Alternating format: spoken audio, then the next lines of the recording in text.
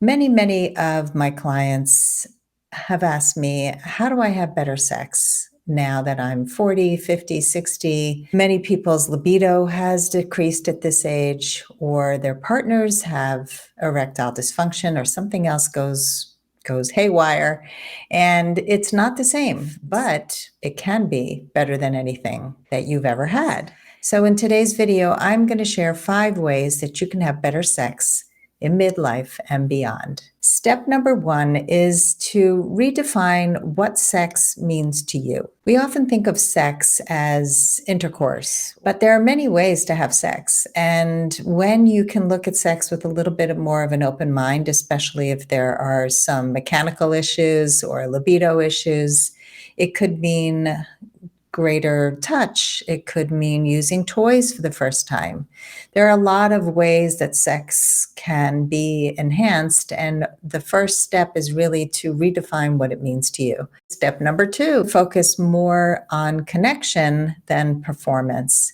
At this stage in life, we want to really have strong connection. We're capable of it. Many people in this era of your life are empty nesters, or you don't need birth control anymore. And so there's a lot of freedom, and we really want connection when we don't have to focus on children or job, maybe. Like, there's so many things that shift in midlife.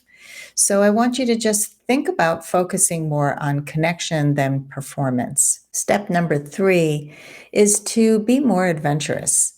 And that means if there's ever been a way to enhance your sex life that you have thought about, try it.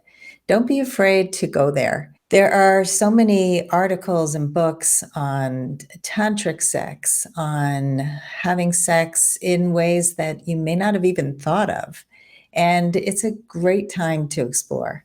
So many people come to this part of their lives after a long marriage or after being widowed, and they've had one partner for a very long time, and it can get stale and even boring. So if that's true for you, then get out there and try new things.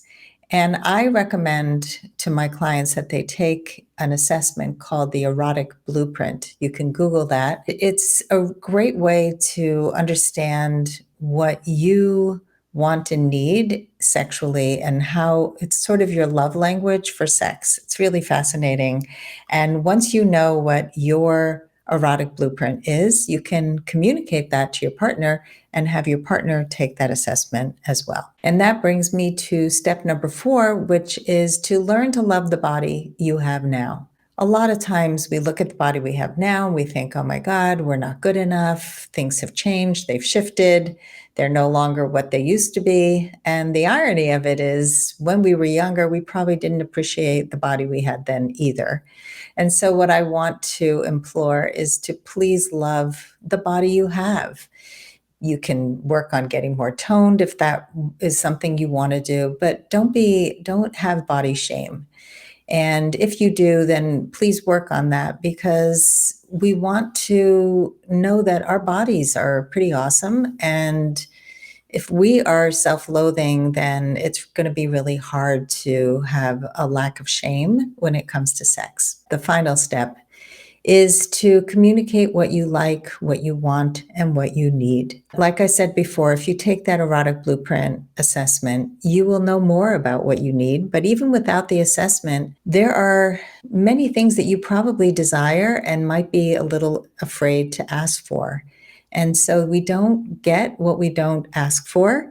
As vulnerable as it is to ask for what you need sexually, it's so important. You know your body and know what your pleasure zones are, and communicate those to the people that you are having sex with. And if you want to go deeper into this topic, because this is just a very small snippet of what we can talk about sex in midlife, we are going to be talking about that all month this month in the Woman of Value Club. We are having a special guest, Andrea Balboni, who is a guest on my podcast, and she's talking about increasing your potential for orgasmic bliss. Who doesn't want that? So you can learn more and join for a low introductory price.